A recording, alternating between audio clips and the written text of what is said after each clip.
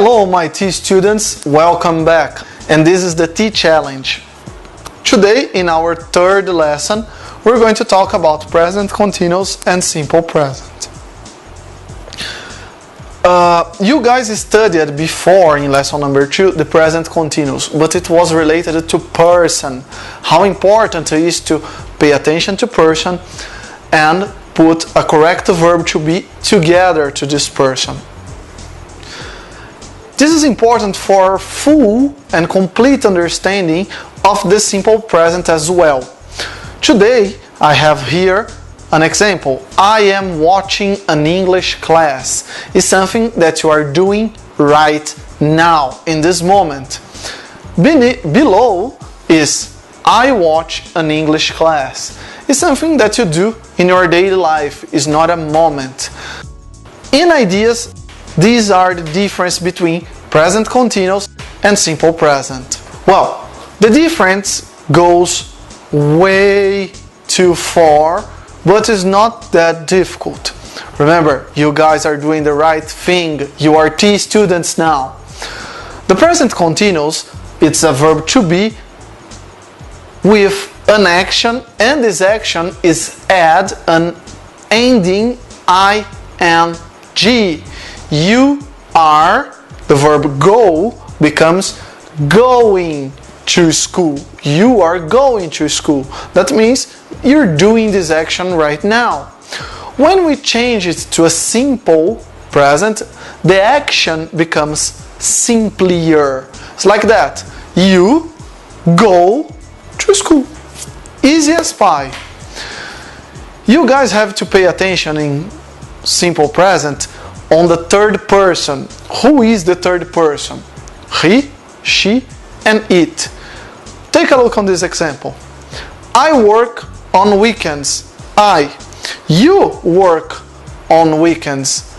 We work on weekends. They work on weekends. It's all related to the same person. When we take a look here on the third person is he works on weekends. Where does letter S come from?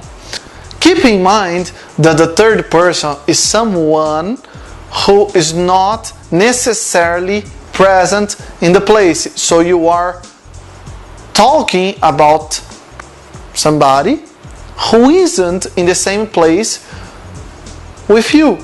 So you related this action to a person who's maybe is not present, or you don't want the person listen about he or she. That's why the S appears. He works. Okay? When we talk about sentences, we have to keep in mind that the changes are necessary. Like, they play chess in the park.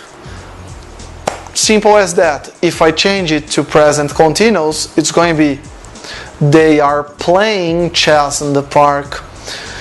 When I change it again, a person, like to Elliot, Elliot plays chess in the park. Elliot is a third person related word. Every time that I have a he, she, or it words, we add an S by the ending of the verb. But when we do negative sentences, differently from present continuous, we don't have the verb to be to help, to carry the word not. We need help. Who's the best person to help us? An auxiliary. That's the name given to a word without meaning. I don't read the newspaper.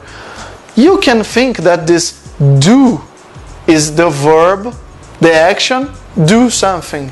But it's not. It's just carrying the word not.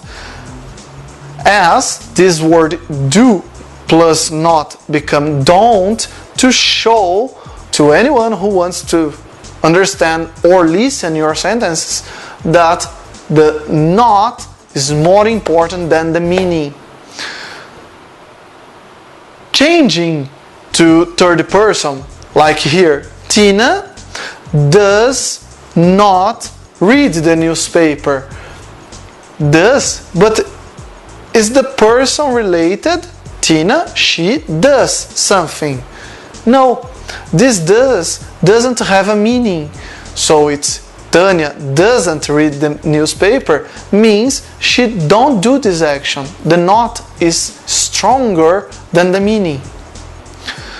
The lack of the verb to be make us to call for this auxiliary do and does becoming don't and doesn't.